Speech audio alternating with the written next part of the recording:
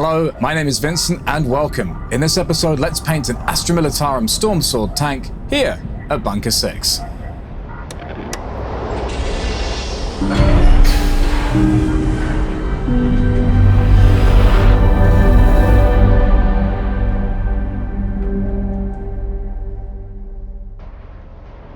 Here we have a lovely Forge World resin Stormsword super heavy tank. This thing is an absolute beast. I've got 3 of these. I'll be painting one on camera, but I actually did paint a second one just in case I made any mistakes with my first, which you can see in the thumbnail. Due to the fact these tanks are going to be in a desert sandy theme, I went with a dark primer, a black primer in this case, and I'm going to be then adding my base coat of Vallejo Tan Earth. Just a lovely mid-tone to start from.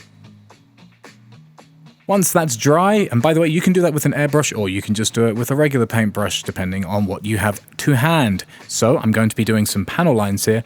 I'm calling these broad panel line shadows because it's quite a wide brushstroke that we're doing here, which I wanted to be using as a type of shadow almost, and we're going to go in with a darker brown to really emphasize the actual panel lines themselves. Now, Agrax Earthsahde looks quite dark when it initially goes on, but it dries quite lightly. So we're going to be going in with this flat brown, which is a nice rusty brown, which is going to really make everything pop in the panel line department, I think. Now, the Agrax was done with quite an old size 1 brush, a Da Vinci brush, but I'm actually moving to a size 0 Da Vinci brush here to really make sure that all those panel lines around the rivets and everything are really accurate so I don't have to do too much cleanup after this step. And of course, we're now at the cleanup stage, going back to the base coat of Tan Earth here. Wherever there is any shade out of place, we're going to cover it with a couple of layers of Tan Earth to really tighten things up. And here is one side before cleanup, and here is one side after cleanup. Now, my first painting faux pas is actually making the gas canisters a different color to the rest of the tank. Obviously, when it comes to camouflage, you want everything to look the same, but this is epic, so I like things to stand out a little bit, so these gas canisters are going to be painted green instead. Now, the 2 rims that are on the interior side of the canisters are probably supposed to be the desert camo theme as well, because they're supposed to be like straps that go around the canister, but I quite like the aesthetic of the canisters not looking like they actually had straps around them, but they were these giant petroleum canisters just balancing on the back of the tank itself. And we're going to add that oily touch with a Biel-Tan green wash to really bring out the darker side of the contrast on these canisters. Now, you could do some panel line stuff here if you wanted to, some edge highlighting, but I'm just trying to save some time and I'm just doing a regular dry brush of buff here. We're going to be hitting it with an even lighter dry brush later, but at this stage, the buff is working perfectly as it should be before we start painting up the weapons. Now we're just going to use an off-white, in this instance a pale sand by Vallejo. It's a nice, warm, very bright color, which is just going to make those highlights really shine through. Now let's move our attention over to the weapons. We're going to be blocking out the weapons with some Abaddon black. This is for 2 reasons. 1, because it makes things nice and clean, and 2, when I add the metallic silver over the top, it means I don't actually have to add it in all the places, especially in the areas where the model has some creases and some panel lines and some nooks and crannies, because that black can almost act like a preemptive shade, as it were.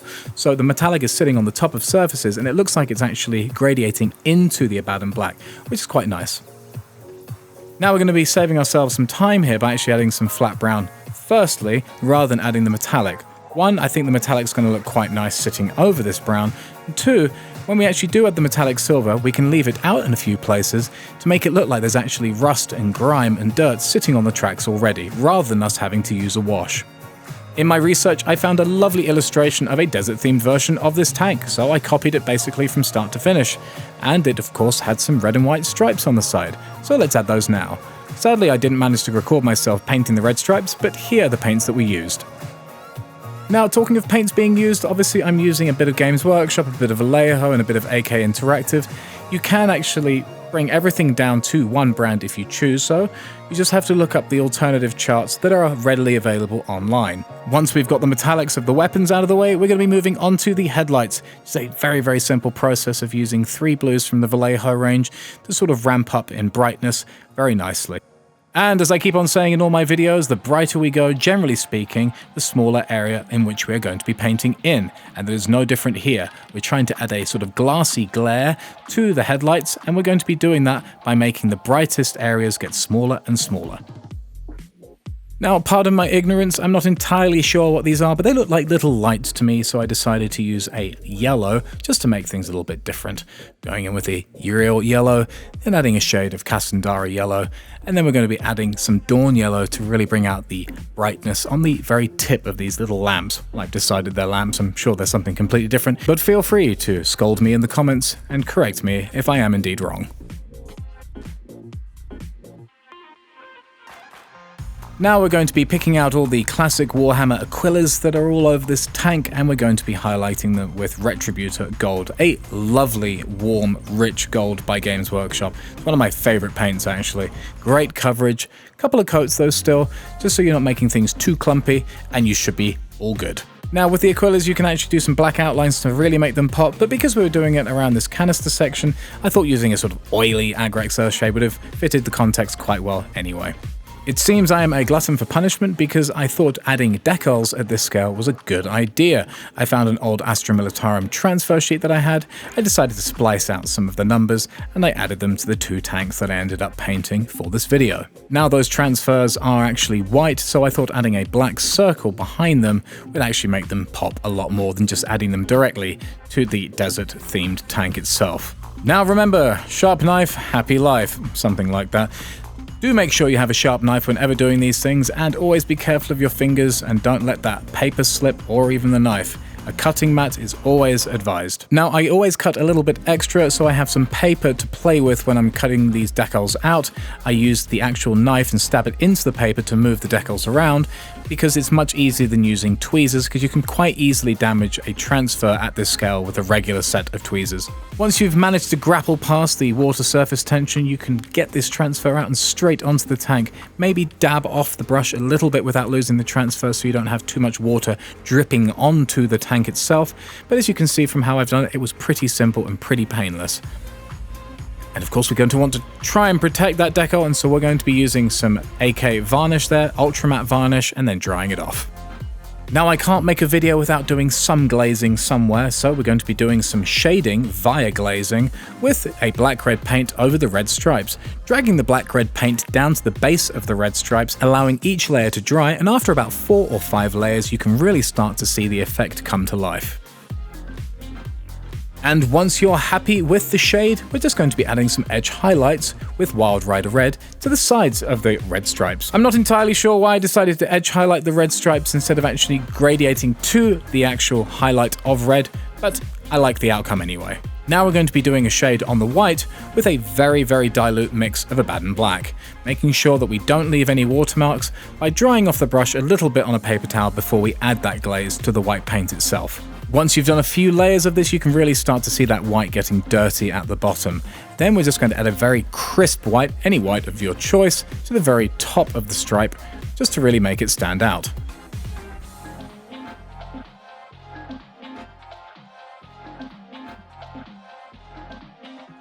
Now, one way of bringing out greens through highlights is by using more and more yellow in your mix of green, and that's what we're going to be doing here. We're going to be, instead of using flat green, use an olive green, which is just a little bit more yellow. Then we're actually going to be putting in Yriel yellow to really bring things out as the highlight gets more and more acute.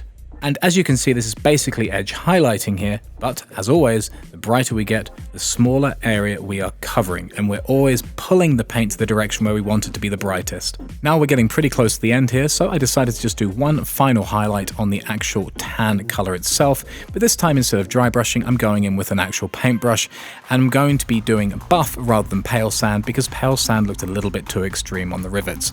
And here you can see I'm now painting the highlights for the silver sections. I'm using a very bright silver, in this case Vallejo game color silver, but you can use something like Runefang steel instead. The good thing is, of course, when you're doing these much more acute highlights, you're using far less paint because you're having to paint far less areas. So you should be done with this step pretty quickly. Now, I try and push myself to do something new in each paint project that I take on. I don't always succeed at that, but in this instance I did. I'm finally using some of my pigment powders.